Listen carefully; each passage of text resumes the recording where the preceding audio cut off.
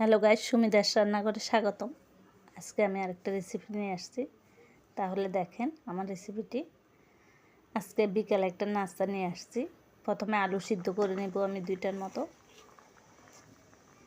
তারপর একটা কাঁটা চামচের সাহায্যে আলুগুলো একটু ম্যাশ করে নেব।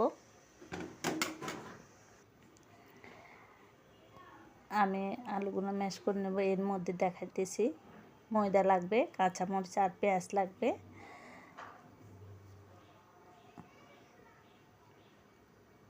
কাঁচামরিচ আর পেঁয়াজ দিয়ে দিলাম। তারপর এর মধ্যে দিয়ে দিব আধা চামচের মতো লবণ। তারপরে ধনিয়া গুঁড়ো দিয়ে দেব আধা চামচের মতো। আধা চামচ দিয়ে দেব হলুদের গুঁড়া। তারপরে একটু মরিচের গুঁড়া পরিমাণ মতো দিয়ে দেব। আমি এখানে মরিচ কম দিচ্ছি, আপনারা এর থেকেও বেশি দিতে পারেন যারা বেশি ঝাল খেতে পছন্দ করেন। এবার ভালোভাবে একটা চামচের সাহায্যে আমি ভালোভাবে মেখে নেব।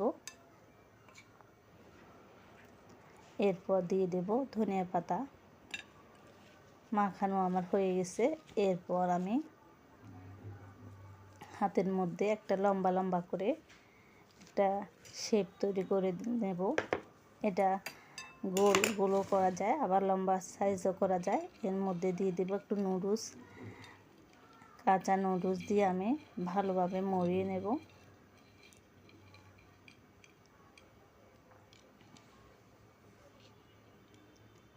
এভাবে সবগুলো আমি তৈরি করে নিয়েছি।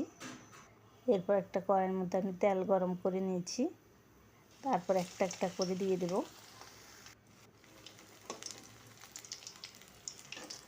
এগুলো অনেক নরম। আস্তে আস্তে করে এক পিঠ হয়ে গেলে অন্য পিঠ উল্টিয়ে দেবেন।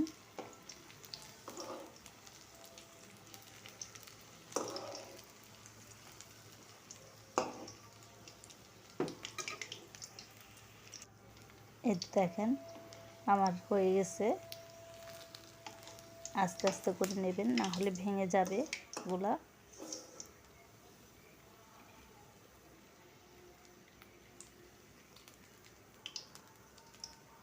এই তো এভাবে আমি সবগুলা এভাবে তৈরি করে নেব।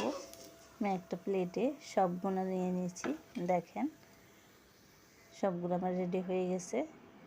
এরপর একটা আমি আপনাদেরকে ভেঙে দেখাইতেছি। দেখেন সস দিয়ে এগুলো খেতে বিকালে খুব ভালো লাগবে, আর বাচ্চারাও অনেক পছন্দ করবে। আপনারা এইভাবে তৈরি করে দেখবেন। আর সবাই ভালো থাকবেন। সবাইকে ধন্যবাদ।